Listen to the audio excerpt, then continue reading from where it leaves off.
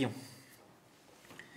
Seigneur, tu nous as écoutés, tu as entendu notre prière et cette demande que nous te faisons, affermis notre foi de telle sorte que nous puissions être tes serviteurs fidèles ici sur terre, te louer à chaque instant, glorifier ton nom avec tout ce que l'on fait et surtout te faire connaître à ceux qui ne te connaissent encore pas. Seigneur, dans tes mains, nous nous rendons pour que ce moment de méditation aussi se fasse selon ta volonté et que ton Saint-Esprit agisse dans chacun de nous, dans chacun de nos cœurs, selon ta sainte volonté et que ce soit tes desseins qui s'accomplissent. En Jésus-Christ. Amen. Veuillez vous asseoir.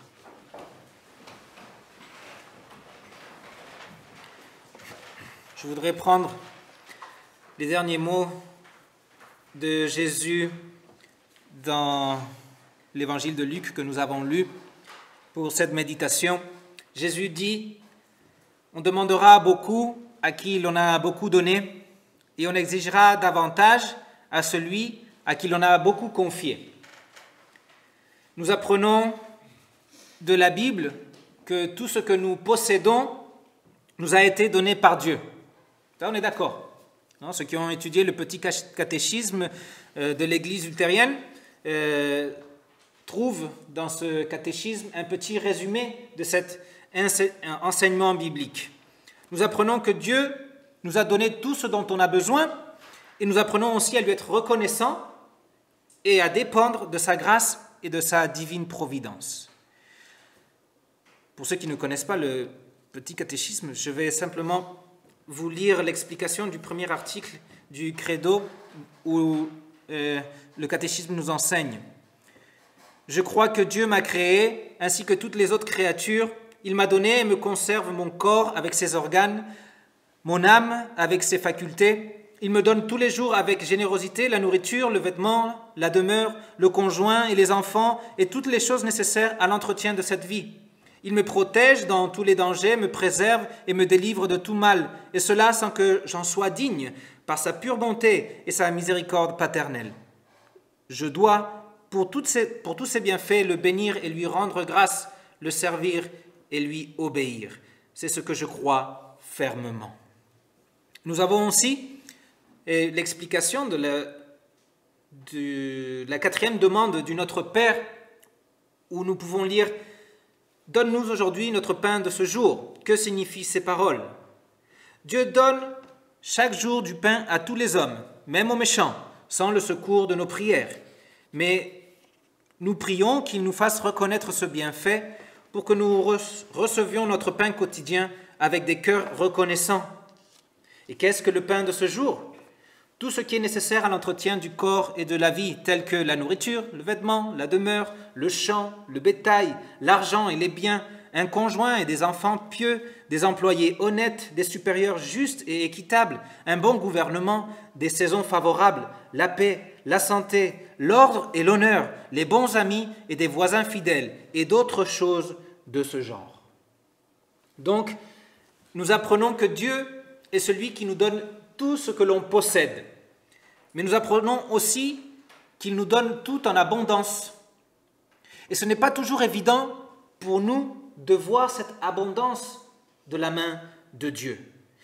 Ce n'est pas évident à nos yeux et nous ne sommes pas toujours conscients de tout ce que Dieu nous a donné, de tout ce que nous avons reçu. Le jour de la fête des récoltes, au mois d'octobre, après le déjeuner, nous avons fait un petit jeu. Ceux qui étaient là peut-être s'en souviennent. Non? Et nous avons écrit sur papier plein de choses que nous voyons qui viennent de Dieu. Non? Vous vous souvenez de ça? Je n'ai pas amené le papier. Non? Et au fur et à mesure que nous réfléchissions, notre affiche se remplissait et même quand nous avons fini l'activité, il nous venait à l'esprit encore beaucoup d'autres choses qu'on aurait pu écrire sur papier. C'est un exercice que nous devons faire souvent, et pourquoi pas tous les jours, afin de voir la générosité de notre Père et lui être reconnaissant. Mais nous apprenons de la Bible davantage. nous n'apprenons pas seulement que Dieu nous donne tout ce qu'on possède et tout ce dont on a besoin, mais nous apprenons aussi qu'il nous donne tout cela avec un but. Si Dieu voulait seulement nous combler de bénédictions, si son but était seulement de nous donner un bien-être matériel, il ne nous bénirait pas ici sur terre où règne l'imperfection. Si son but était simplement de nous donner un bien-être extérieur, cela ferait déjà longtemps qu'il nous aurait emportés au paradis. Là-bas, tout est parfait. Là-bas, le bonheur est complet. Et si nous ne sommes pas encore au paradis, c'est parce que Dieu nous veut encore ici-bas, sur terre. Nous serions au paradis si nous n'avions rien à faire pour Dieu ici-bas en tant que ses serviteurs. Dieu nous donne tout ce que l'on possède et il a un but en tête. C'est à nous de voir quel est son but pour le convertir en notre but et lui être un serviteur fidèle. Dieu fait de nous des participants de son activité dans le monde. Chacun de nous reçoit un appel avec ce qu'il reçoit de Dieu. C'est ce qu'on appelle la vocation. Dieu t'a donné une épouse ou un époux et il t'appelle donc à être époux ou épouse. Il t'appelle à aimer, il t'appelle à soutenir, à protéger, à te donner toi-même à l'autre. Dieu t'a donné des enfants, il t'appelle donc à être parent, père ou mère. Il t'appelle à les élever, il t'appelle à les aimer, il t'appelle à leur apprendre ce qu'est aimer, ce qu'est l'amour. Il t'appelle à que tu leur montres le chemin du salut. Dieu t'a donné des parents. Il t'appelle donc à les honorer, à les aimer, à les respecter, à les servir avec joie, à les obéir, à les rendre fiers de toi. Et puis, les accompagner et les soutenir dans leur vieillesse aussi, quand les limitations apparaissent. Dieu t'a donné du talent pour réaliser ton travail. Et il t'appelle donc à le glorifier et à te servir de ton talent afin de contribuer au bien-être de ton prochain. Dieu t'a donné un pays et il t'appelle donc à être un bon voisin. Il t'appelle à servir ton prochain et ainsi de suite. Dans le monde dans lequel nous vivons, on nous enseigne que nous devons utiliser tout ce que l'on possède de façon égoïste, l'utiliser pour notre bien-être personnel, pour satisfaire nos désirs particuliers, sans prendre en compte ceux qui sont autour de nous. Le monde nous enseigne que nous devons tirer profit de tout ce qui tombe entre nos mains. Et regardez à quel point cette mentalité est entrée aussi dans l'Église. Une fois, un paroissien nous a demandé en quoi nous nous bénéficions de faire telle ou telle activité dans la paroisse. Et on est resté sans savoir quoi dire, sans savoir quoi répondre.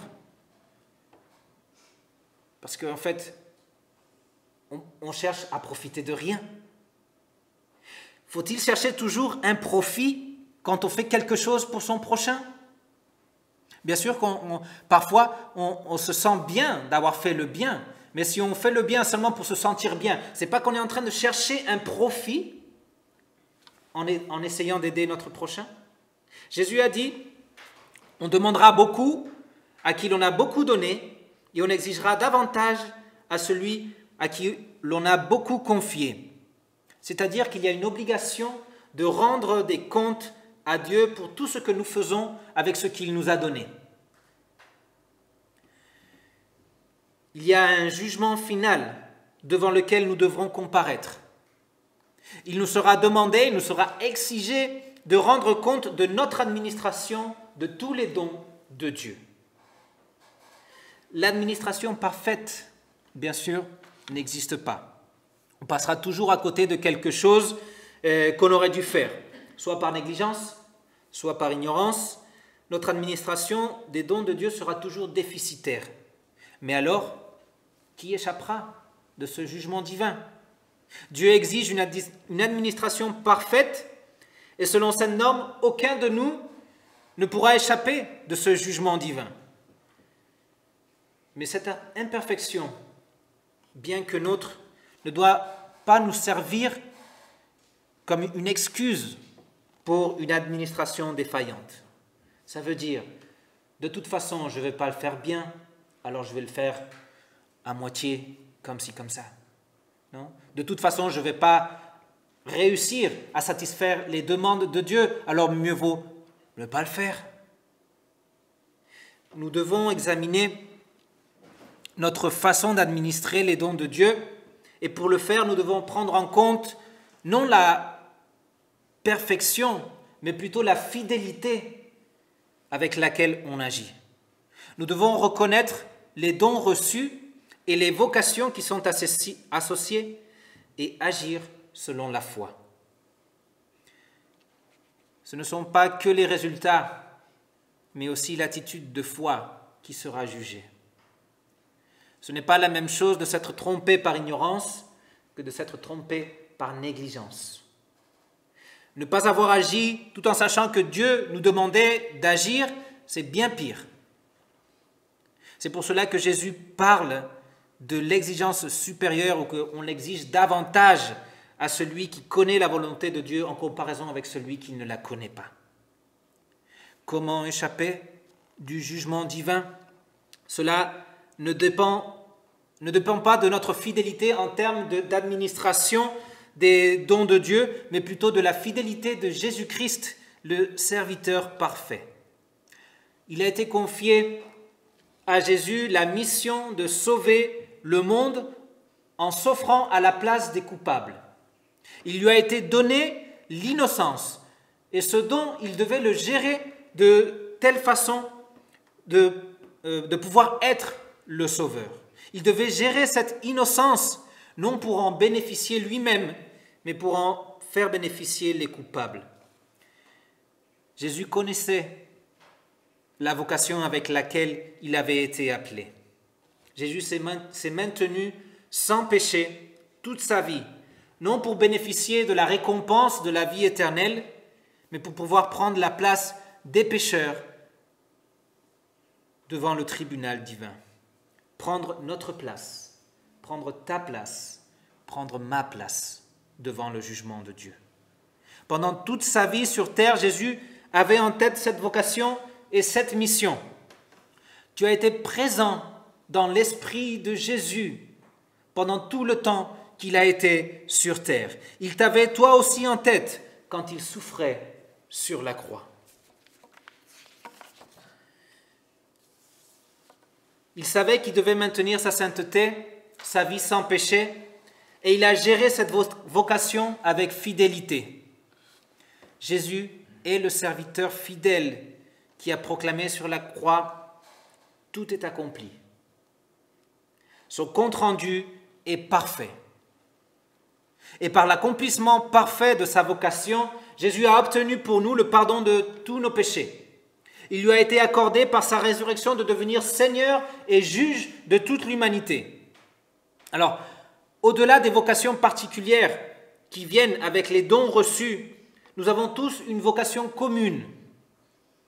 L'évangile de Jésus-Christ nous a été donné et nous avons reçu avec celui-ci le salut éternel. Nous avons reçu de Jésus-Christ le don de la vie éternelle, un don inestimable, un don que Jésus a acheté par son sang innocent et précieux. Avec le don de l'évangile, le témoignage de cet évangile nous a été confié. Dieu nous a confié la mission de faire connaître son évangile. Il y a un but derrière cette vocation, derrière ce don de l'évangile. Le témoignage que Dieu attend de l'Église, ce n'est pas juste de venir au culte tous les dimanches. Ce que Dieu attend de son Église est supérieur à la réunion dominicale. Et nous avons besoin du culte, de la rencontre avec Dieu, de la rencontre avec ses moyens de grâce pour être des témoins fidèles. Nous avons besoin de cette rencontre avec Dieu pour nous ressourcer, pour nous fortifier, pour nous consoler. Et Dieu nous reçoit et il nous fortifie avec sa grâce en Jésus-Christ afin que nous proclamions l'Évangile à tous ceux qui sont autour de nous. C'est ça notre vocation. C'est ça la mission de l'Église.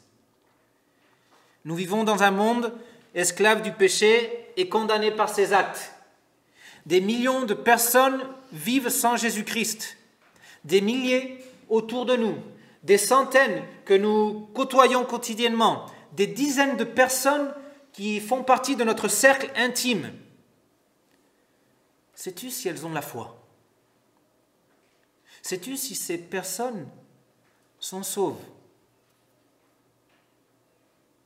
La seule sortie du drame du péché se trouve en Jésus-Christ. Il est le seul chemin au Père céleste. Il est le serviteur fidèle qui s'est offert pour nous et pour toutes ces personnes autour de nous. Il est le serviteur et sauveur de toute l'humanité. Et la plupart des gens ignorent cette bonne nouvelle. Nous sommes des serviteurs appelés et envoyés pour montrer cette sortie. L'Église est conformée par ceux qui ont été appelés des ténèbres. Nous avons été appelés des ténèbres. Nous étions dans les ténèbres et nous étions perdus. Et Jésus est venu nous chercher. Et l'Église a été ensuite envoyée de nouveau aux ténèbres pour proclamer la sortie et le salut. L'Église existe sur terre parce qu'il y en a encore beaucoup qui n'ont jamais été confrontés avec les vérités bibliques. Comme enfant de Dieu, je suis encore sur terre parce qu'il y en a encore beaucoup qui ont besoin d'écouter cette bonne nouvelle. Si Dieu n'aurait pas besoin de moi ici sur terre, il m'aurait déjà emporté au paradis. L'Église, chacun de nous, est le porte-parole de Dieu sur terre. Cette vocation, elle est particulière à chacun. Cette responsabilité ne peut être déléguée à aucun autre membre de l'Église. Cette responsabilité ne peut pas être déléguée sur le pasteur. Chacun de nous est un serviteur de Jésus-Christ et nous avons tous cette même mission. Nous devrons rendre compte non seulement de notre participation au culte, mais aussi de ce que nous avons fait avec les dons de Dieu et de notre témoignage. Nous devrons rendre compte de ce que nous avons fait avec l'Évangile, si nous l'avons gardé pour nous-mêmes égoïstement ou si nous l'avons partagé avec ceux qui sont autour de nous et qui en ont besoin. En Jésus, nous avons un avocat fidèle, et croyez-le. Comme serviteur fidèle, il intercède pour nous auprès du Père, et par son service sur la croix et son intercession, le Père prend pitié de nous. Il pardonne toutes nos déficiences en tant que serviteur. Il pardonne nos déficiences en tant qu'époux. Il pardonne nos déficiences en tant que parents, en tant qu'enfants, en tant qu'employés, en tant que chef. Il pardonne nos défaillances en tant que témoins de son évangile. Il pardonne tout. Et pendant que nous sommes encore ici-bas sur terre, nous continuons d'être ses serviteurs selon notre vocation, selon ce que nous avons reçu de sa grâce. Nous continuons d'être des témoins de l'Évangile. Il attend toujours de nous que nous soyons des serviteurs fidèles. Jésus dit « Heureux le serviteur fidèle. Heureux celui qui sert son sauveur et répond à la vocation qui lui a été confiée. Heureux les serviteurs qui voient les abondants dons de Dieu dans leur vie. Heureux ceux qui comprennent qu'il leur a été confié une responsabilité avec chaque bénédiction reçue. Heureux les serviteurs qui vivent en repentance quotidienne et qui vont une autre fois au pied de la croix de Jésus-Christ. Heureux les serviteurs qui évaluent leur administration des dons de Dieu, qui cherchent la gloire de Jésus-Christ et qui cherchent le pardon de leurs défaillances en lui. Jésus-Christ confirme son évangile du pardon de tous nos péchés et aujourd'hui, par la Sainte Seine, il va confirmer ce don. Il va effacer tous les péchés de notre vie. Il nous assure le salut. L'appel de l'Évangile nous est renouvelé. Est-ce que tu renouvelles ton engagement en tant que serviteur de cet Évangile? Et je vous laisse avec cette question.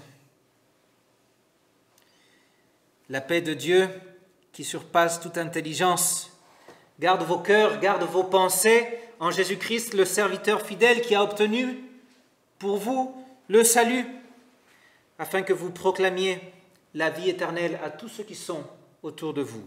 Amen.